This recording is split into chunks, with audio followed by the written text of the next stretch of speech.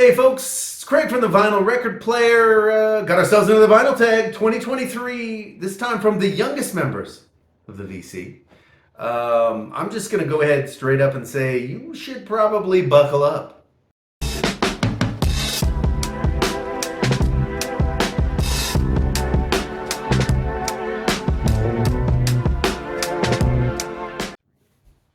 Okay, so here we go with the vinyl tag. I enjoyed the first vinyl tag so much that I was like, let's kick another vinyl tag. Was watching actually one of my subscribers, but also now I'm subscribed to him. Moderately Respectful Grooves, entertaining already. I've only seen a couple of his videos, very entertaining. So check him out. I'll put a link in the box. He kind of clued me into this tag. And yeah, I'm ready to go. Let's start with the first question. Again, the youngest members of the VC 2023 vinyl tag. Well, first of all, we're going to be starting with St. Louis related record. But Donny Hathaway, the self-titled from 1973. This is one of those records where, you know, frankly, I dropped the ball. I put this in the garage, which was not smart. It's all covers. There's not a lot of Donny Hathaway writing. What I have learned later, and now I understand, is that Donny Hathaway is really, in a lot of cases, a lot more like an Isaac Hayes, right? So he's more of an arranger than necessarily a songwriter, and just a performer and a singer and a multi-talented dude. This album, I think this is from 73 on the ACO label. 71.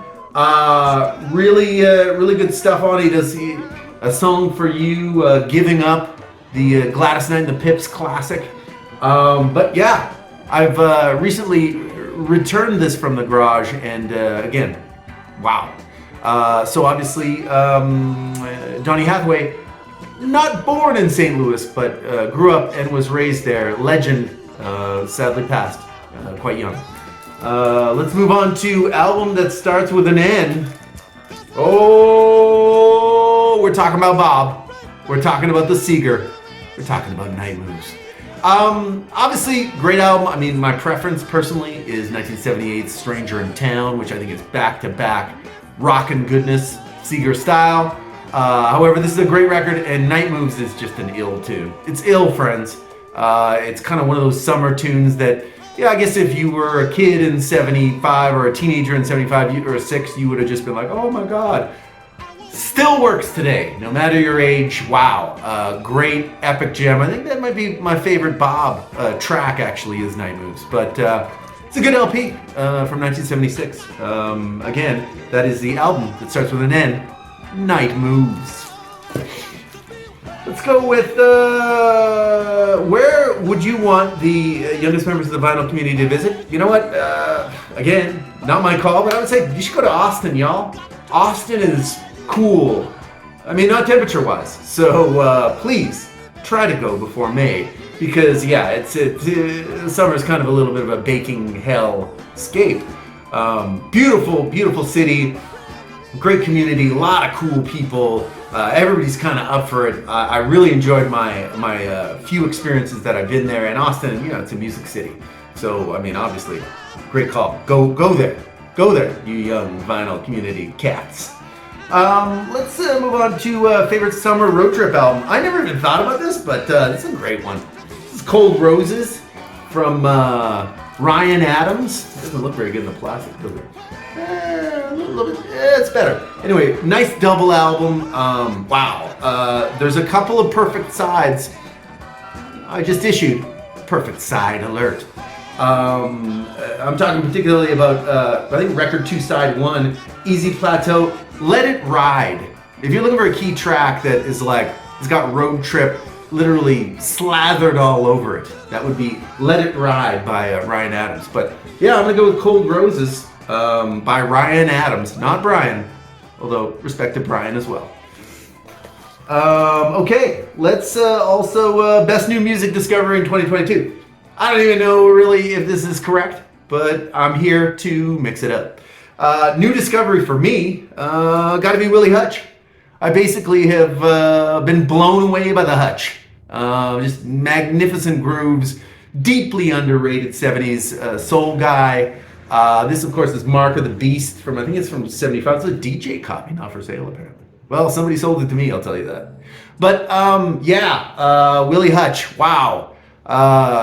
Legend, in my mind, who should have been way more popular than he was. He should have been along the lines of a Marvin Gaye and of a Stevie Wonder of 70s soul, even an Isaac Hayes, but was not, really. Had a lot of albums that sold okay-ish. This would be one of them, but I'm practically going to be a completist pretty soon. I have been picking his records up at a clip. My best new music discovery, Willie Hutch. Let's talk about an album with an animal on the cover. I was going to go with Veed & Fleece by Van Morrison. Then I saw this big dog. Oh, chaw! Is obviously what the bird would say. This, I believe, is an American eagle, friends. Edwin Starr, Free to Be Myself. This is from 75. This would be on the Granite label, which is kind of interesting. Edwin Starr, like many artists, had to leave Motown because, after a while, they kind of chew you up and spit you out over at the Motown. And this, I think, is his first solo album after Motown. He did a great soundtrack called It's Hell Up in Harlem, with some great classics. That's one I'm constantly on the lookout for.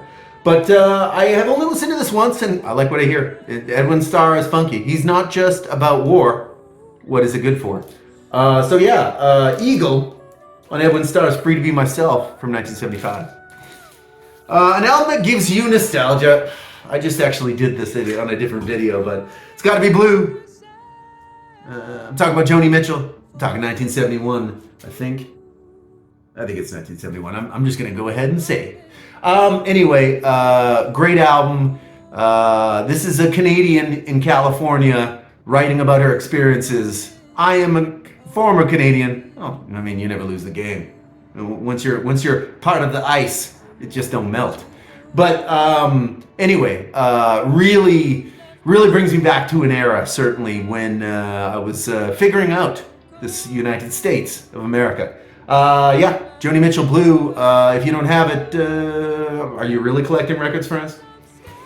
Let's talk about what's next. What's next is, in fact, a favorite album with Cheap or Trick in the title. Don't have one. Just don't have. Not a Cheap Trick guy.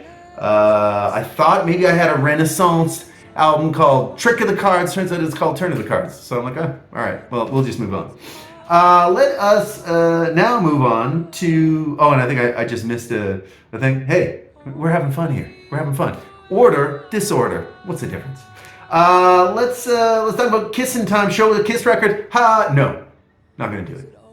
Don't have any really. Nothing against Kiss. Do your thing. 10. Favorite colored vinyl pressing. Oh yeah, we're talking about Al. The white on the white. This is a beautiful. This is a really. By the way, this is an essential album. A lot of people are like, "Oh, let's stay together," but this is the money. This is a back-to-back legendary album. But this is kind of a cool sort of. It's like kind of a see-through kind of a thing. It's a beauty. Big fan. I actually have several copies of this album because it's a good album. That is my colored vinyl. Al Green, I'm Still in Love with You, 1973. I do not have a lot of 45s, but I happen to have one. I had a little bit of a fascination with Delaney and Bonnie, and also Delaney Bramlett. And in pursuit of a B-side that I heard on YouTube that somebody had put like a scratchy old copy of and made like, one of those kind of collages with the pictures and stuff. I was looking for not the A-side, Nothing Without You by Delaney Bramlett on the MGM level, but I was in fact looking for It's Really Love, which of course is Delaney and Blue Diamond. The hilarity of this, of course, is simply that this thing skips like an MF, man. I can't even, although it skipped with my old turntable, so I'm gonna see about getting, and I've got better cleaning tools. I'm growing as a human, we'll see. But anyway, it's Really Love was what I was looking for. But Delaney and Blue Diamond was his one album band. Nothing Without You. That's my 45. It's my 45 collection you're looking at, friends. Okay, let's move on to an album that got out of state or province. I'm in California. Returned home this winter for Christmas, around the Christmas era. I think it's important that I reference, of course, talking about G.C. Cameron. I'm talking about You're What's Missing in My Life. Some might also say a shirt is what's missing in his life. Some might also say, you don't need no shirt, bro.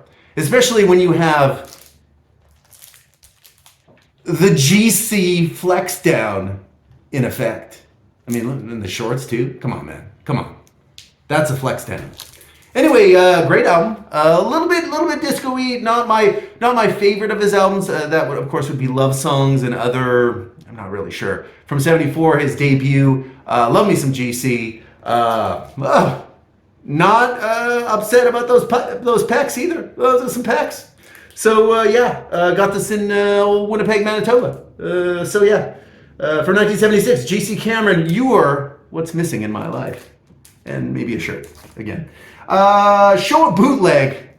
I don't know what this thing is. This is a different cover in the beginning. Isaac Hayes. I do not. That is not Isaac Hayes, people. Come on. It's a Taiwanese pressing, so I'm like, is this real? Is it like it's like on the? I don't know what that. I mean, I can't read the Chinese. I think. So anyway, what's funny about this one is that like it's not even the record that it says it is. It's actually a different Isaac Hayes LP. I'm not really sure which one it is. But I think it's the Isaac Hayes movement that came with this one. So I'm just going to call this a bootleg because look at this thing. Like somebody drew this, man. Like what? What do you, come on. Anyway, that's my bootleg. I got it for $5. Taiwanese press. Okay, next up. The Perfect Winter album. Oh, beautiful record. Love this record. London Grammar. The Truth is a Beautiful Thing. Is this thing really? What do we got in here? Oh, I don't know what's going on. Anyway, it's a newer record. This one is, I think, what is it, like 2017, this one? Not even sure that I'm going to be able to find that with this wee printing.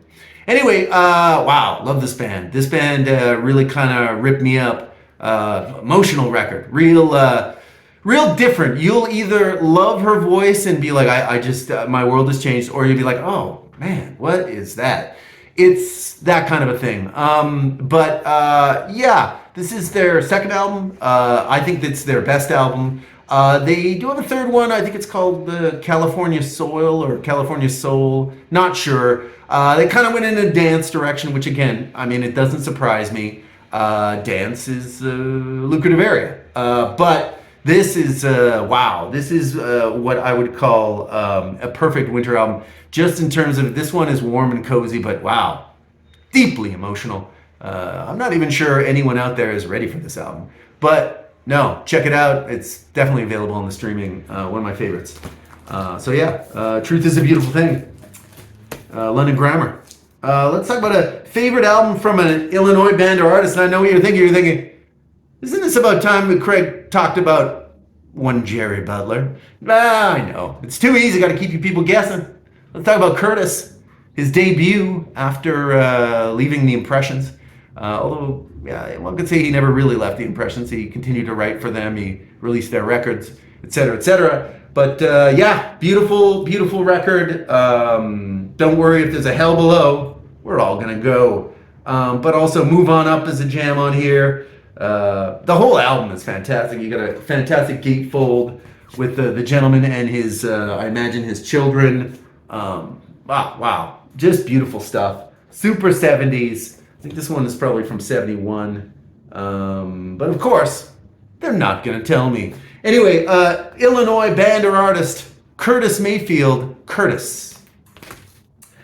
Let's talk about an album from a friend. This is a recent pickup at Christmas there. I was at a friend's house, a friend of my dad's, actually, older gentleman, as my dad is. He's like, hey, You want this record? I played it once. It's from 1969.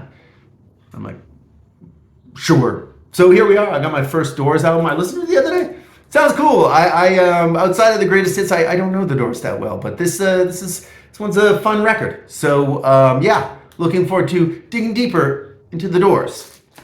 Favorite reissue from 2022. I'm just gonna throw this one up again. I did a search. I don't buy reissues. This channel is like on the cheap tip. I try to keep things bottom dollar. But apparently this was reissued. I looked at the package. The package looks lovely.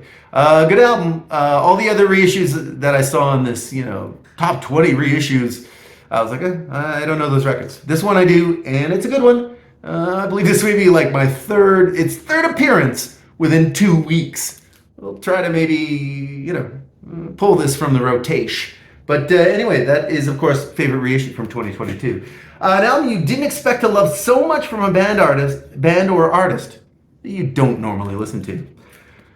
Gotta be Little Feat, the debut self-titled, rockin' album. Sounds like a little bit like the Rolling Stones' baby cousins having a freak out.